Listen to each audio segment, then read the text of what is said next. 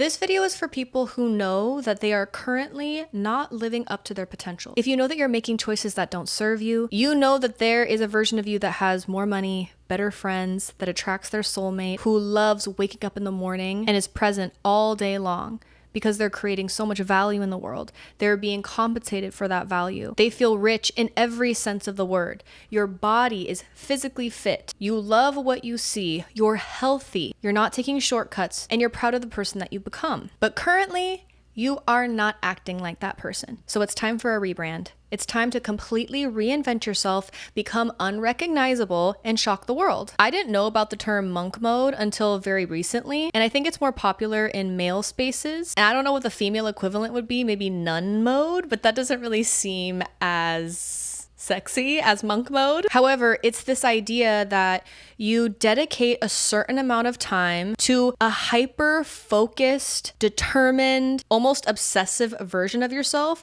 There's more sacrifice involved and there's less balance in order to make really big strides toward the thing that you want to accomplish. So whether it's being healthier, wealthier, getting better friends, finding the love of your life, or all of the above, let's talk about what it really takes to do a full rebrand. I love Layla Hermosi, and she talks about brand being your reputation. Your brand is forward facing. It's what people see and what people know you for and how you're recognized. There's a performative version that you can do that's all outward, but a true and sustainable brand starts with yourself. It comes from within, and from within pushes itself out into the external world with how you dress, how you talk, of course, how you behave, but it starts with identity and mindset. The two are a feedback loop. If you're really good at doing, then you might want to focus on the inner work. If you're really good at the inner work, you might need to focus on doing actual work in the real physical realm. But if you want to become unrecognizable to the people around you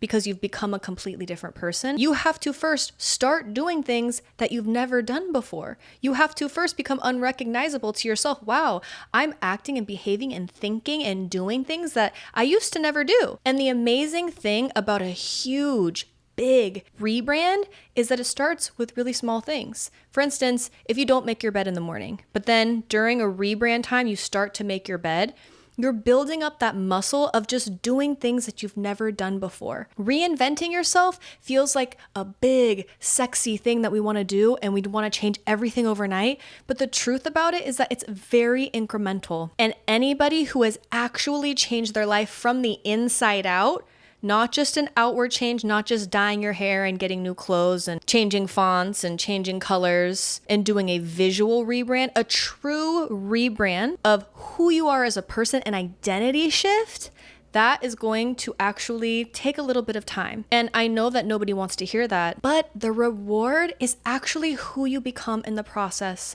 not the outcome. The outcome may last a few minutes, a few hours, a few days, maybe even a few weeks. But what is lasting is being proud of yourself for the changes that you've made over time, and they can't be taken away from you. In fact, when you reach your big goals, they shouldn't feel too exciting. They should feel normal. If they're so exciting, like, oh my gosh, I never expected this to come, I can't believe it. No, it should feel so normal for you to hold the next level of who you are. Because if you absolutely cannot believe it, that means that your nervous system isn't regulated to that new version of who you are. If you have a really messy home and then the next day you do a full clean and everything's completely clean and you're like, but this isn't really who I am. Really deep down, I know that I'm a messy person. You'll always revert to that person.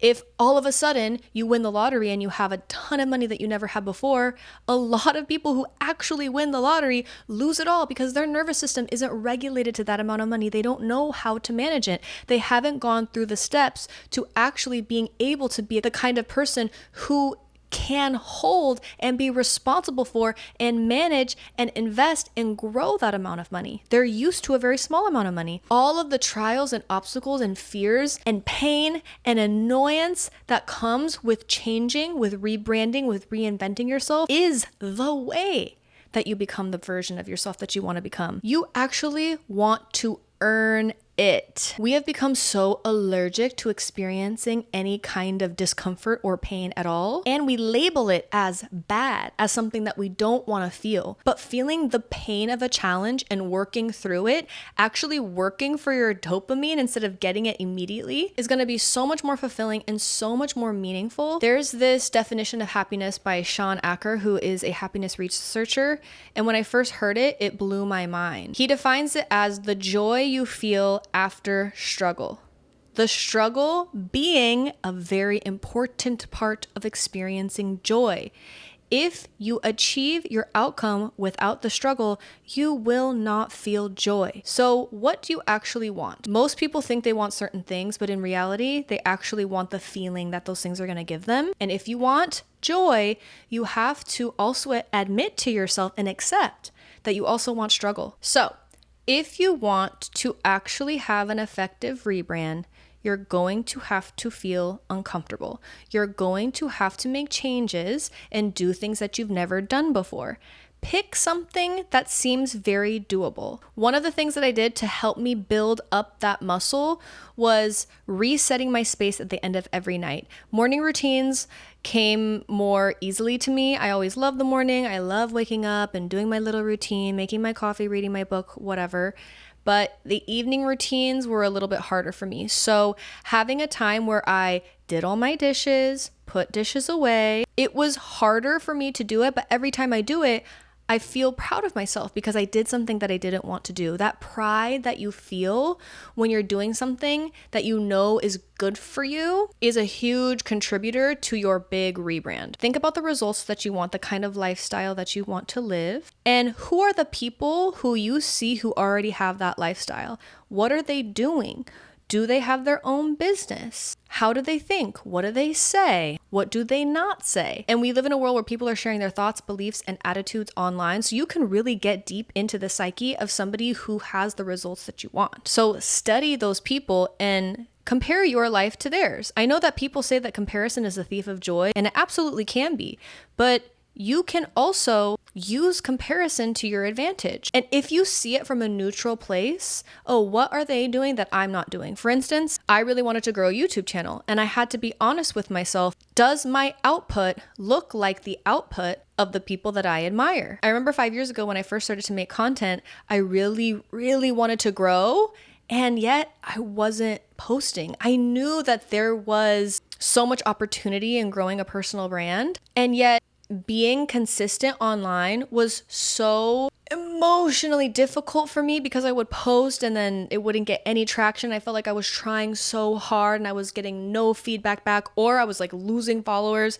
It was such a really tough experience, and I felt so depressed. I was in a job that I absolutely hated and I just needed to get out. I felt so desperate. I was posting not for validation in the sense that I wanted to feel worthy, but I was posting because I wanted to get engagement. I wanted to help. I wanted to create a difference, and it felt like no one was seeing it. But I really didn't realize I simply needed to put the reps in. It's not that I didn't create good content. It's just that I needed to keep going. And then I kept going, and eventually I went viral several times. I've had many videos go over 1 million views at this point. There have been a ton of articles written about me. I've been featured in the Daily Mail and in the New York Post. Artists like Mario, Doechii, Janae Aiko, Teddy Swims, Questlove, all these artists that I admire so much have all liked my videos. It's insane how much opportunity has happened that if I had given up back then, before I knew how to be consistent online, would have never happened. I know that there are so many artists and creatives and healers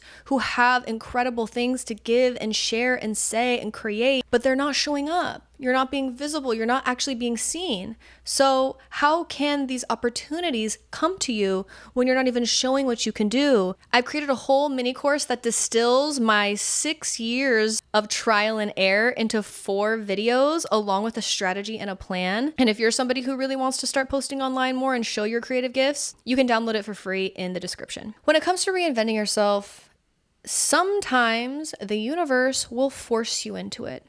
A classic example is a breakup. You think your life is going to go one way, you break up, and you get steered into a completely new direction. Or you choose stubbornly to stay in your same habits, in your same loops until you hit rock bottom, and then that rock bottom propels you forward. But just remember, maybe that rock bottom in the past has served you, but you don't have to hit rock bottom in order to rebrand your life and change. If you want to have faster change, you can, but you have to change your relationship with discomfort. If I hold my high standard, I don't go back to that version of me. I accept the loneliness and I push through the discomfort each and every day. All you have to do is make different choices, and you don't even have to feel better. You have to give up this idea that you have to feel good all the time.